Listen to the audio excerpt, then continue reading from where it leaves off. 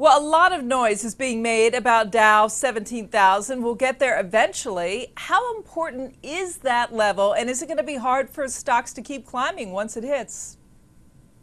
It's more of a psychological level than anything else. It has nothing to do with valuations. I mean, we've seen this at most of the round numbers. We saw it at 10,000 with the hats on the floor of the New York Stock Exchange. You saw it at 15,000, 17,000. You'll probably see it again at 20,000. I think the most important thing for listeners and viewers to know is that we are in a secular bull market that has years left to run. There will be pullbacks.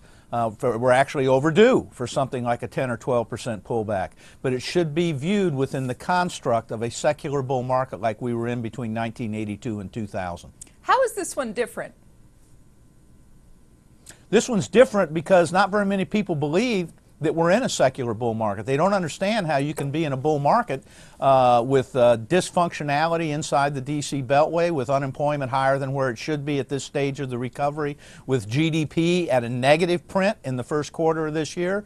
And what they don't understand is that the equity markets do not care about the absolutes of good or bad.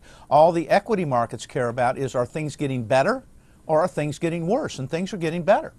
So in terms of numbers, if we take that premise, Jeff, and then try to put some numbers around it, we know when interest rates are low, that can be helpful for stocks. Does earnings growth justify the current levels that stocks are trading at right now? Absolutely. The S&P bottom-up operating earnings estimates just came out today, and they're looking for something like $19.50 in bottom-up operating earnings this year. That would be up from $107.30 last year. And for 2015, they're looking at something like $137.50 in earnings. So year over year, you're looking at over 11% earnings growth, and the multiples, are not really up as high as they should be based on that kind of earnings momentum.